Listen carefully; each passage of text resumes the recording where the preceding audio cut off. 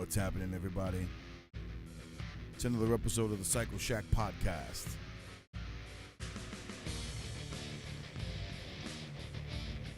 Today is Monday,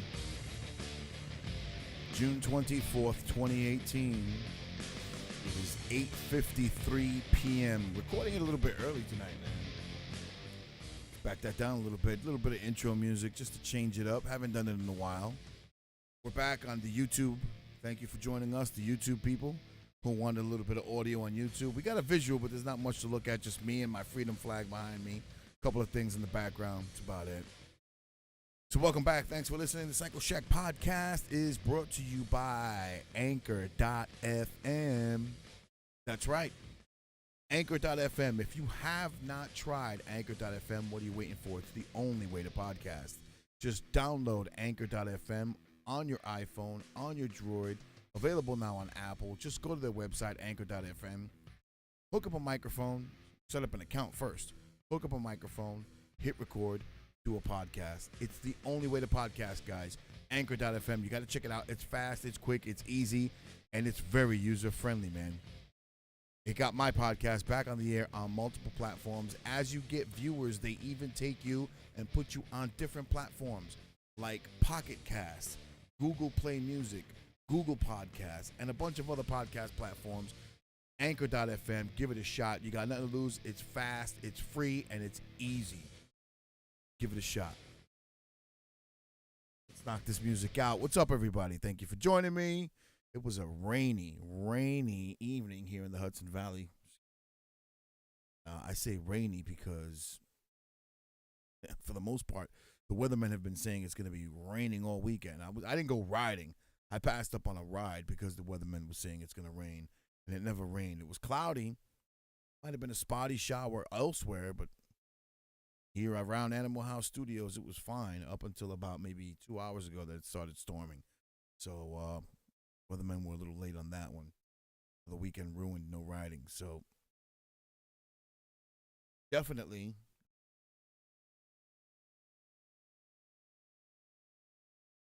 messing up my. So I want to give a thank you to Ted Kedler of the Motorcycle Men podcast. Thank you very much for having me on the segment, Rider Rides, and featuring my bike on the Rider Rides. Thank you for mentioning the Cycleshack podcast on Motorcycle Men podcast. And thank you, man. I hope we do a little collaboration of shows. I get to maybe do their show, full episode, and maybe they get to come and do mine. So, yeah, really fun. You know, they were one of the first motorcycle podcasts I started listening to. When I first started listening to podcasts, I decided, and I think I've mentioned before, so when I discovered podcasts, that I really started listening to them, and, you know, I had a long drive into work, so I said, let me try to give the podcast a try. One day at work, before I hit the road, I started setting up the phone, and I looked for it was iTunes time. Now it's Apple Podcasts. So let me look up anything on motorcycles, and boom, Motorcycle Men popped up. Been listening to them since like episode 5, like I said on the interview. It's a great show. Give them a listen. And they were one of the reasons, not the primary reason, but they were one of the reasons that I decided to do a motorcycle podcast show. But this is motorcycles and more. It doesn't have to be just motorcycles. I don't get very political, but we can talk about anything pretty much. I do segments where I have people call into the show, and I patch them in. And, you know, buddy Ed, I've had the Lights brothers on, Mark and Mike Lights. So you know, the show's moving along, and it's all thanks to Anchor.fm. So podcasting has come a long way. I didn't know anything about podcasting. These guys, Motorcycle Men podcast, is what got me interested and got me into researching what's going on. Because for a long time, I thought, well, if you got a podcast, you got to have some kind of radio knowledge. Probably got to go to a studio, got to get picked up. I was totally green. I had no idea what was entailed in doing a podcast. So here we are, man. You know, I'm doing podcasts. I'm doing video podcasting. And that's what this is pretty much, you know, bringing a platform so you can listen to it on YouTube with a little bit of visual. Yeah.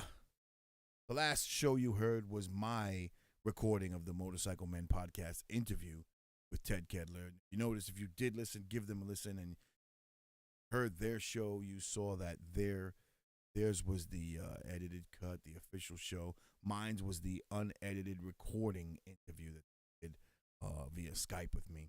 So awesome time, Had fun doing it. They had to do a couple of takes because there was some mess ups, and they were mess up primarily on my behalf. I have a hardline connection. I don't do anything Wi-Fi. I got straight internet connection. But for some reason, the Skype dropped, and come to find out from son that Skype's not really the way to go. If you're gonna do Skype, you got to do it without video because Skype has really bad connections all around. The servers are always dropping in the middle of broadcasts. So it actually wasn't my setup. It was Skype in general. Skype's not the best platform to use anymore. So we're doing a little research to see what is, but I don't know. It is what it is. It didn't bother me when we stopped doing the video feed. It worked out plenty good. So we got a nice interview out. So thanks again to Ted Kedler and the Motorcycle Men podcast. Hope to do something soon. So I keep pulling myself here. That's why I keep twitching. I don't think I'm going bananas here. So the first thing I started to mention as we went on Facebook Live for a little bit, oh, by the way, we were on Facebook Live for about 5 minutes. Just do a quick intro of the show, bring people onto the show, let them know what's going on, just to have fun with it. I'm just learning how to use this, so it is what it is. First topic is dealer or independent shop. So when you take your bike, it doesn't necessarily have to be Harley now. When you take your motorcycle, your Yamaha, your Harley, even you Harley guys, including myself, where do you go, dealer or independent shop? So the main answer to this question, there's no right or wrong.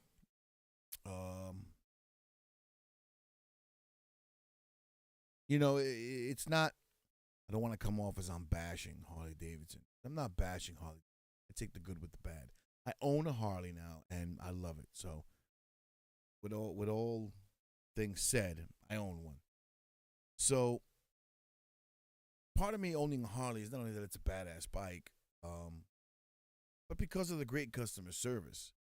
So my reason for, I do a once-a-year service, and that's because, one, I'm under warranty still, and two, I do that once-a-year service because I will let a professional mechanic just look the bike over. It's still under warranty. So if there's any major defects, I want it to be picked up on the warranty, okay?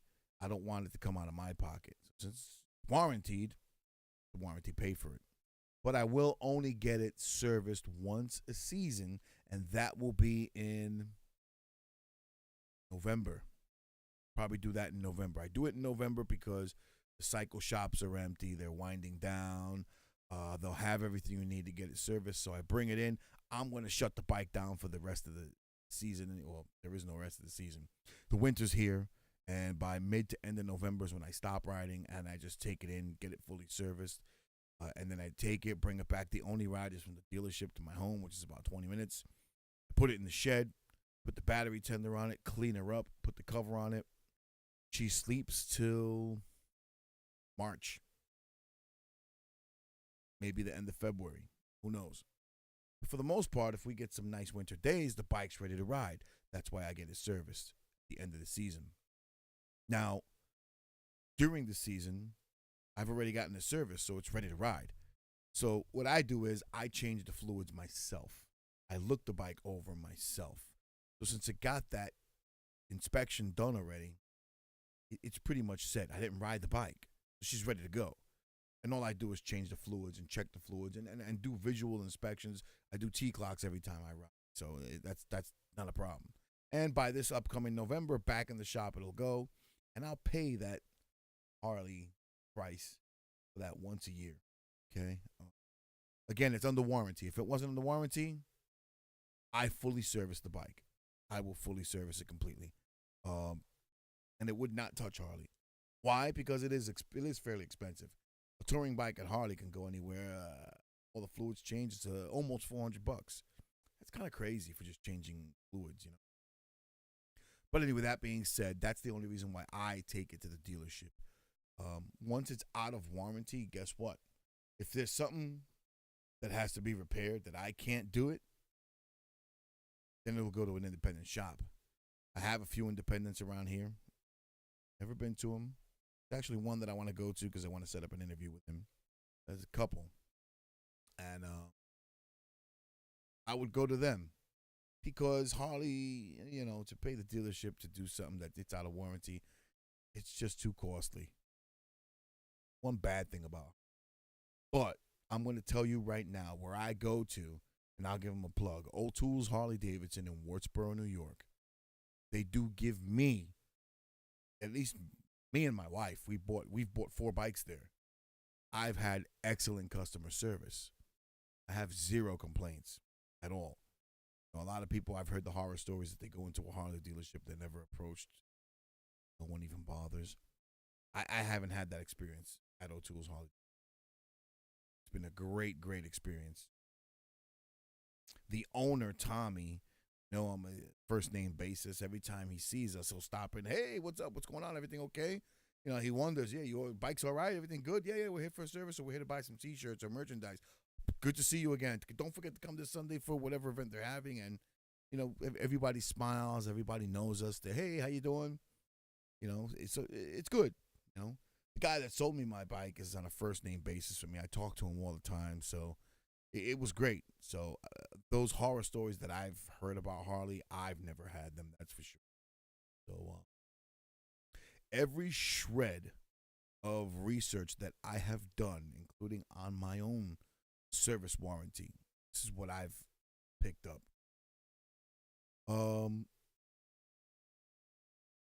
That's the only thing that kills me with Harley is the price. But the problem is that dealer or independent shop, here's the choice. If you are under warranty, like I am, I'm kind of bound to go to the dealership. Why? Because if I attempt to go to an independent with my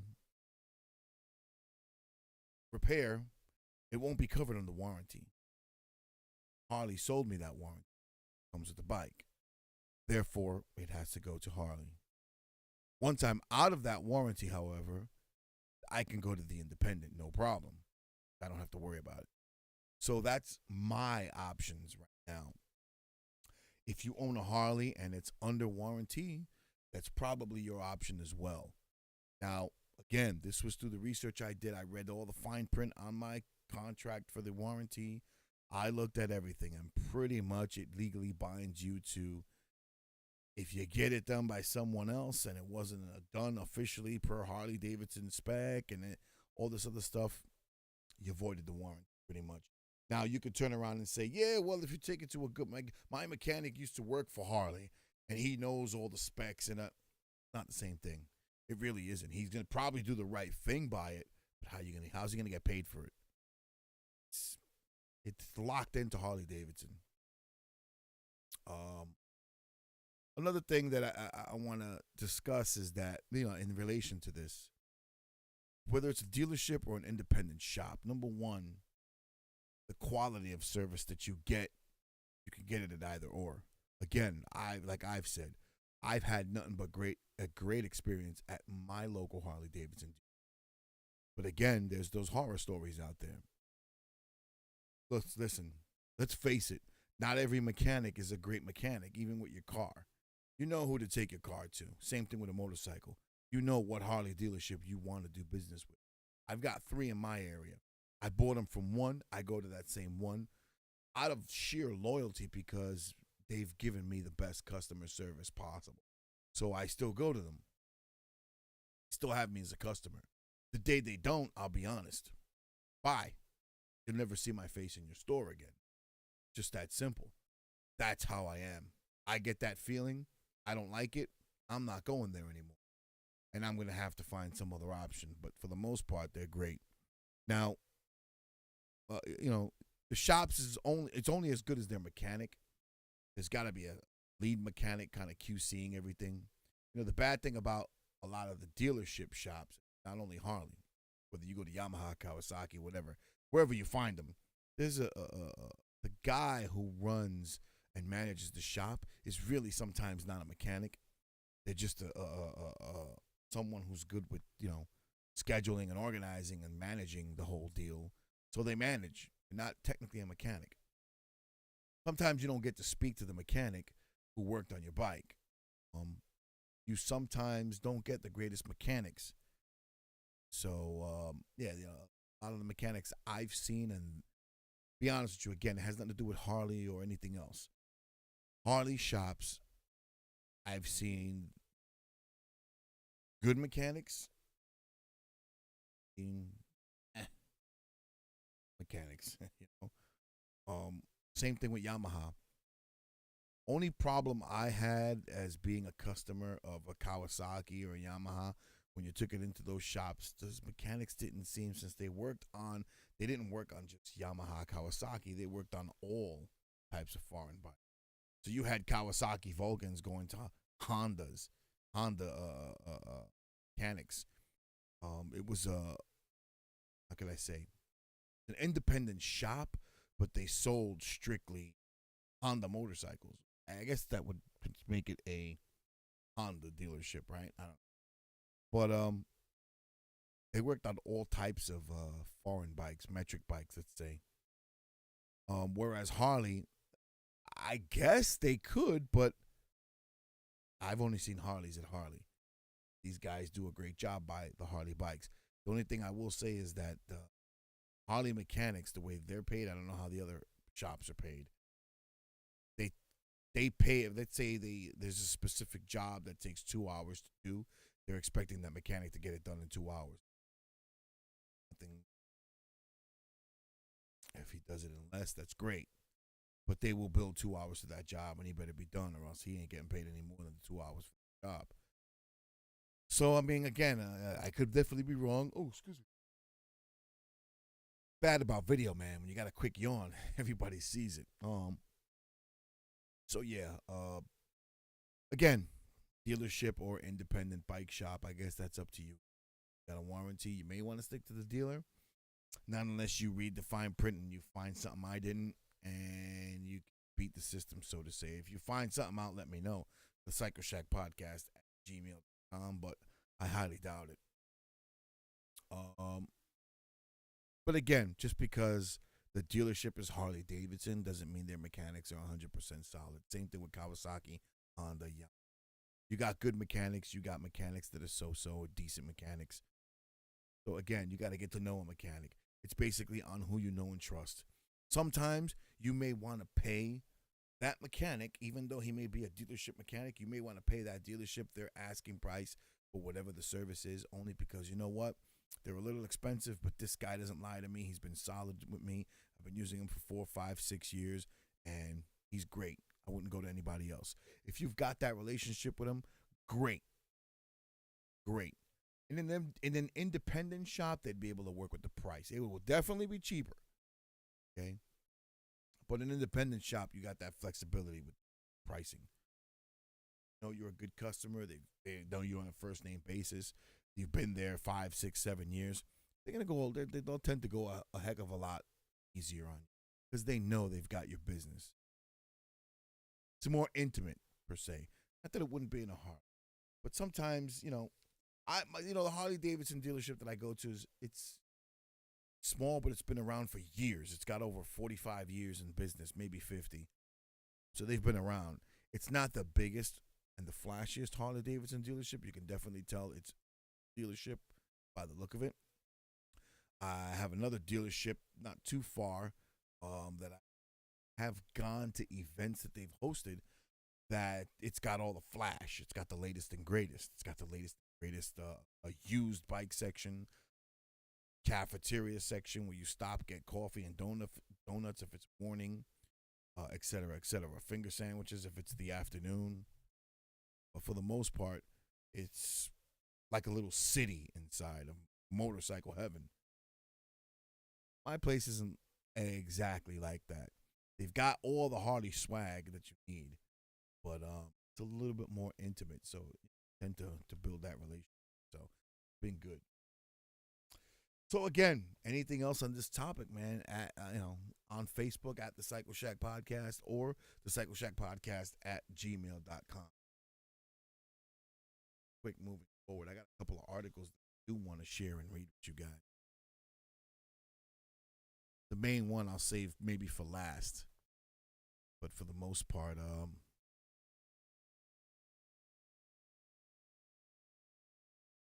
so first things first, we all can't wait till we all missed the show Sons of Anarchy. I know I do.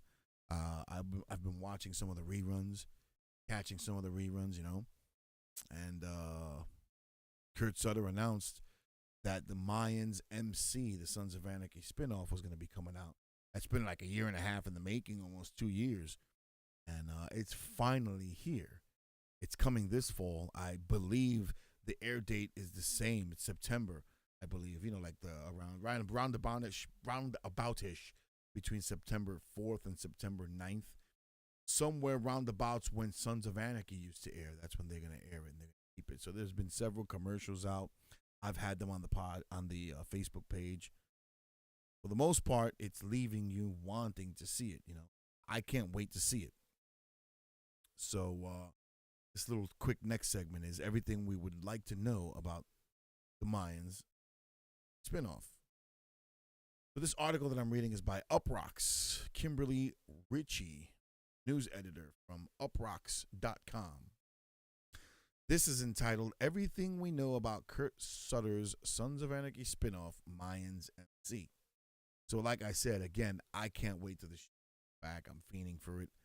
Can't wait to see it. I want to see the Latino twist they put to it. It's going to be a good show. Again, it's motorcycles. You know what I mean? We need a good motorcycle show on TV again. So,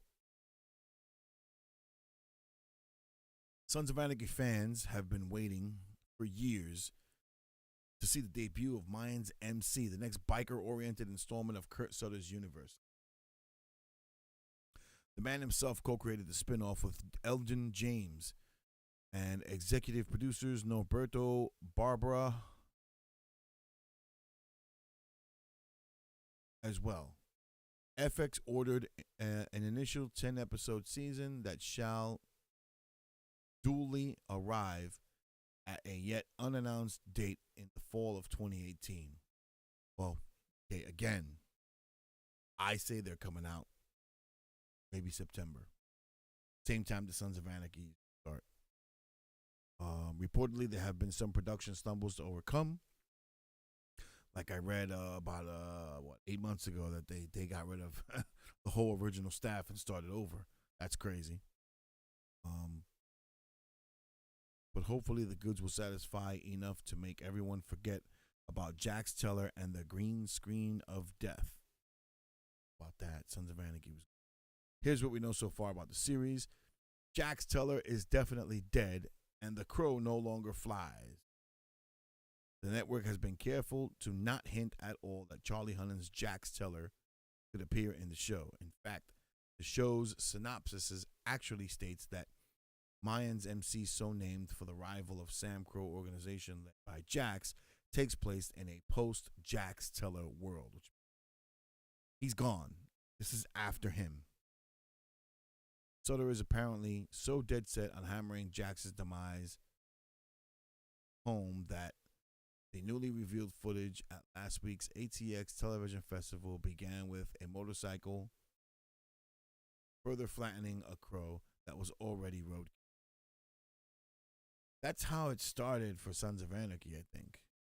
Jax Teller was riding his Dyna, rode over a crow, I think. Oh no, there was a crow on the road. Whatever the case, Sons of Anarchy, whatever the case, Sutter doesn't want to completely close previous doors. He has begun tweeting the photo below, which shows Emilio Rivera with his Mayans patch walking next to Jax Teller. So it shows footage of them walking, and it shows their backs, their patches. One says Mayans, and then Jax Teller with his Sons of Anarchy. The cast will mostly be fresh to the Sutter universe, as laid out by Mayans MC IMDb page. Emilio Rivera, who played Marcus Alvarez, president of the Mayans Oakland Charter and Sons of Anarchy, is still the only confirmed familiar face serving as a link to the past.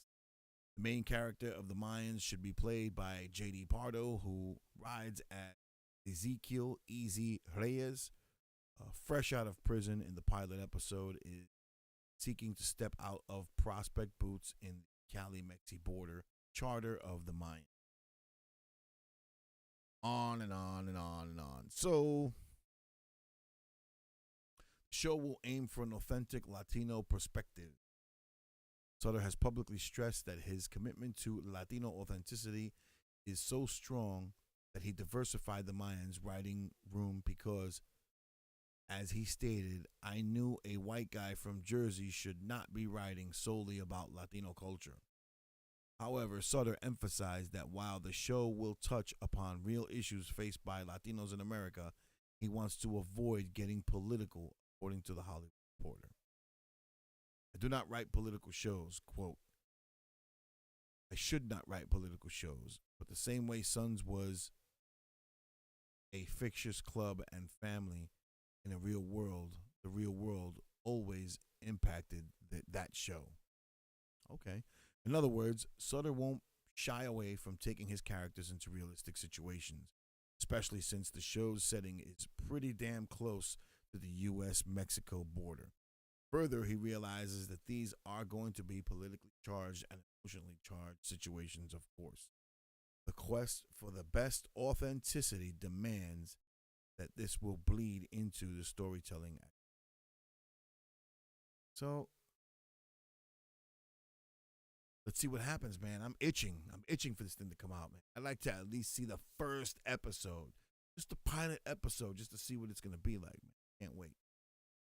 That's all I got on that. Moving on to the next segment here.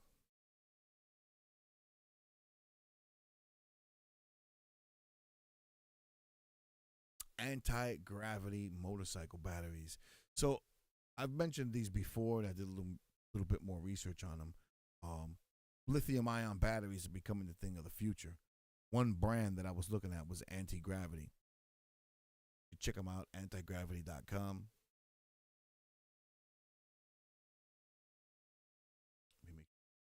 Right. So basically, get a supercharged boost in a compact size. So they're definitely a lot smaller than the average battery.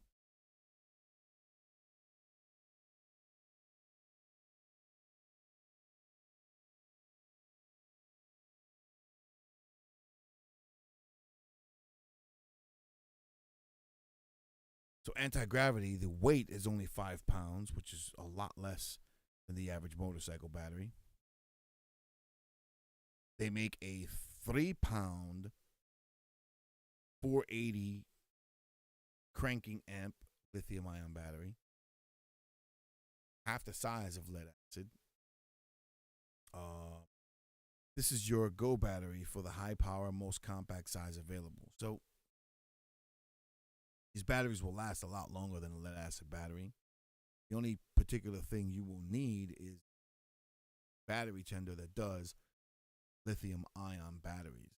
You can get a combination charger, that way in case you still have your normal battery on another bike. You can do both, swap back and forth lithium ion to lead acid, etc. So that's the best thing to do. And those chargers don't cost any more than the average chargers. You can get them for $29.99, $39.99, and more, etc. So it's not bad. It's a lot of weight removed from the bike. The battery is a pretty heavy component in the bike.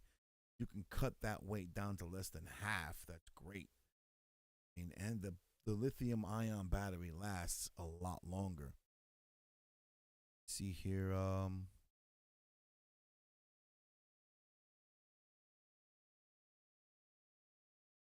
I have here that they can last up to. Guys, popping up.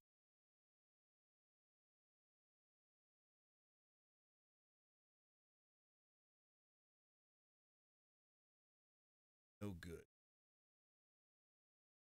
So,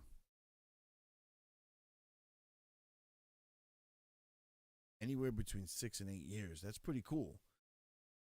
Usually after 2 to 3 years, my battery, I kind of look to get before it even goes dead on me. On my car, I give my battery 4 years. That's all I give.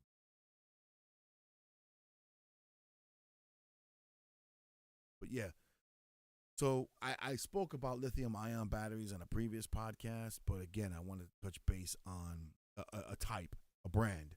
So this is anti-gravity, antigravity.com. Check them out. Just Google search them, anti-gravity, lithium ion motorcycle batteries, and read away. It's the wave of the future, guys, lithium ion. So much more better of a battery. And let me tell you this. You can take a lead acid battery, not keep it on a tender. Try to start your bike in 2 weeks. If it starts, it's going to start weak. Try a month, right? A 2-year battery that hasn't been tended in about a month. Good luck. May not start on you. Anti-gravity, they don't lose. Lithium ion batteries, I won't say anti-gravity. Lithium ion batteries in general do not lose a lot of charge. They don't leak a lot of charge capability in that amount of time. I think they can sit for about a year. Lose only a small, tiny percentage. Probably still crank your bike over after a year without a battery tender. That's pretty damn good, if you ask me.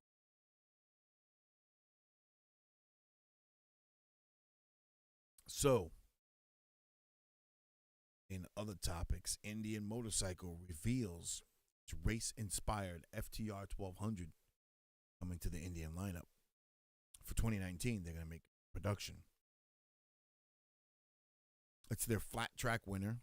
It's what their flat track races have been racing. It's been proven that this bike hauls ass. It's basically a Scout.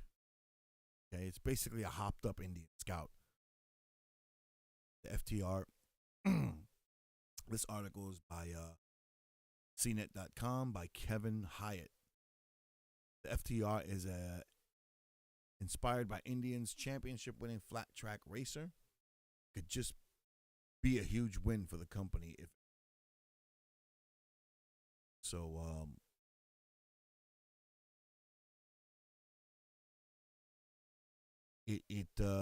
It's kind of what Harley Davidson did with the XR 1200 Sportster on the race scene, or using the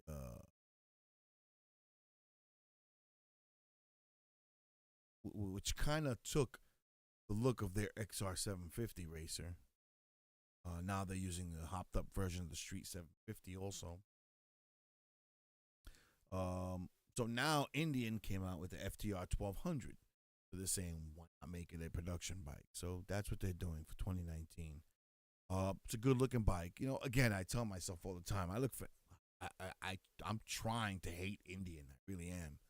I'm not particularly fond of their bikes, but I like them because they're the other American motorcycle company, and we need that. You know what I mean? I wish there was a third. I wish Victory was still around. Yeah, I know the same parent corporation owned them, but yeah, I don't know. It'd be nice to have 3 American-made motorcycle companies. Big.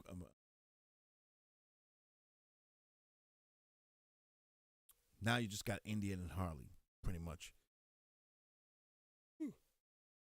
Excuse me, another yawn. Man, I hate this. So, be on the lookout. 2019, you're going to see it. Indians FTR 1200, the race-inspired bike. See a couple of hipsters and millennials getting them. I don't know. We'll see. I want to hate them so bad, but I can't. I can't, not yet.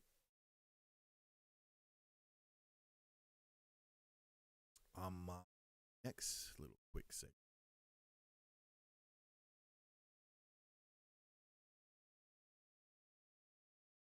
Next and final. The biggie. So, here's the deal. Harley Davidson decided to sell the Kansas City plant.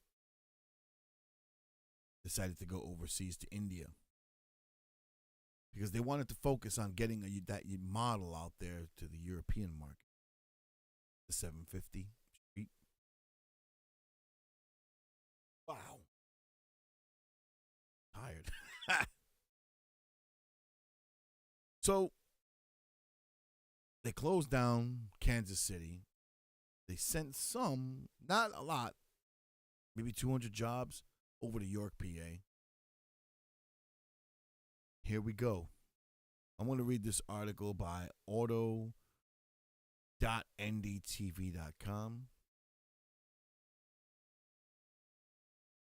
by the Car and Bike Team.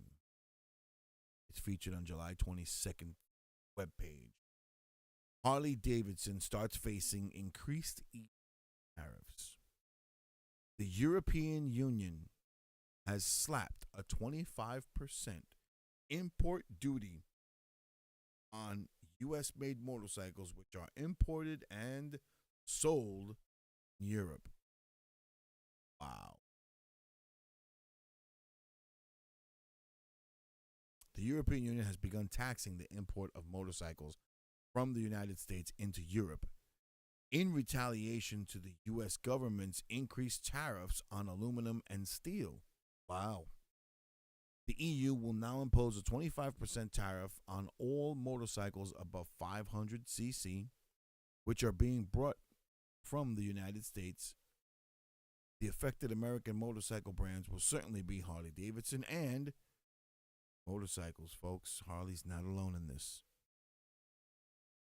which will see higher sticker prices in Europe, of course, and is certain to affect sales.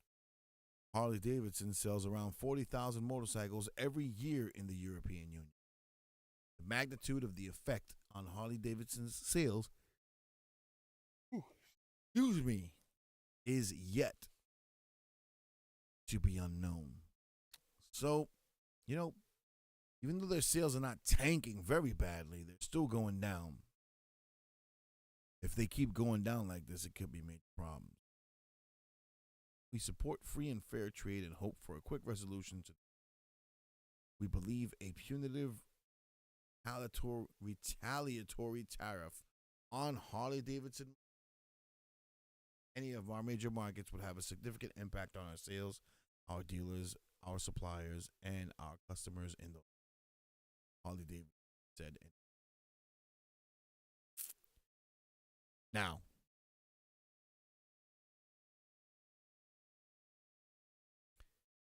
India to hike import duty on U.S. made motorcycles also. So far, it's not clear as to the precise magnitude of the effect the new tariffs will have on the motorcycle prices. Harley Davidson is more likely to be the more affected company, considered Indian's European footprint isn't that strong, and the new growth of Indian is mostly concentrated inside the U.S. But it's not only just the European Union where Harley Davidson will face the heat in the upcoming months. India has also decided to slap retaliatory tariffs against 30 U.S. products, which will come into effect on August 4th. India is set to impose a 50, greedy bastards, 50% tariff on U.S. made motorcycles with engine capacities of more than 800cc. Harley Davidson is the leading premium motorcycle brand in India, with annual sales of over 3,000 motorcycles. The only saving grace for Harley Davidson India is that the only 4 of the 16 motorcycle models sold in India are full imports from the U.S. The bulk of the Harley Davidson India sales come from the Made in India Street 750 and Street Rod model. And so, how are they going to hit them with a tariff if they're already there making the bikes, pretty much? Going to be there. How much is that? Well, at least the India's tariff. 50%, man. Bugging? But anyway, I thought I'd mention that and talk about it on the podcast. I think they're crazy. I got more, but I don't want to bore you at the same time. Maybe I will. No, kidding.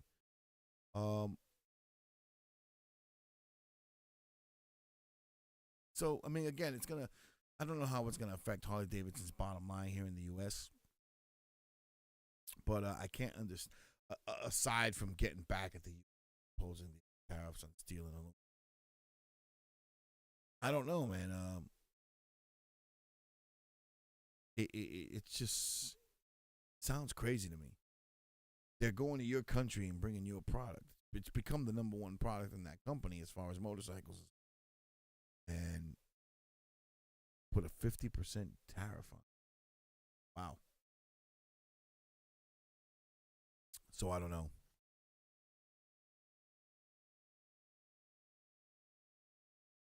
So what do you think about this info with the tariffs? The Cycleshack Podcast at gmail.com. At the Cycleshack Podcast with Facebook. Tell me what you think. Tell me what you think about Sons of Anarchy, Mayans. What do you think the show's going to be like? What are you expecting to see? Typical Kurt Sutter fashion? Something not far from Sons of Anarchy, just a Latino version. And we shall see. Getting your bike serviced at the dealership or independent mechanic, independent gearhead. What do you think? You tell me. Send me some email, folks. Talk to me, the Cycleshack Podcast at com. Again, thanks for listening. That's all I got for this week. Cycleshack Podcast, once again, is brought to you by Anchor.fm, the only way to podcast, guys. Again, if you're interested in podcasting, download the Anchor.fm app on your Android, iPhone, whatever phone you have, your iPad now available. Go to their website, Anchor.fm. Hook up, first off, start an account. Hook up your microphone. Hit record. Record your podcast. You can even do it from your phone with your earbuds on, as long as you have the earbuds that have the microphone piece for your talk on your cell phone. That is sufficient enough to hit record and record your own podcast. Maybe while you're driving into work one morning. Hands free. Just sit there, flap your gums like I do, and out comes podcast gold. So check it out, Anchor.fm. It's the only way to podcast, guys. No better way. So thanks for joining me. I'm Ivan Rodriguez at the Cycleshack Podcast, Animal House Studios. We'll check you out next time. Don't know what the subject's going to be, but keep listening, folks. Thank you very much. Thank you for supporting the podcast. I greatly appreciate it. Keep downloading, keep listening, send your feedback. Go to the YouTube page of the Cycleshack Podcast on YouTube. Subscribe to it. That way you get alerted every time a new podcast airs. Again, it's only for audio. The visual is there. I got the camera feed set up. You can see me flapping my gums as I talk. Really nothing to see. It's meant for more to listen. It's just another way to listen, easier way to listen for some people who don't know how to navigate around podcasts. So there you have it. Talk to you soon, guys. Keep the rubber side down. See you next time. I'm out of here.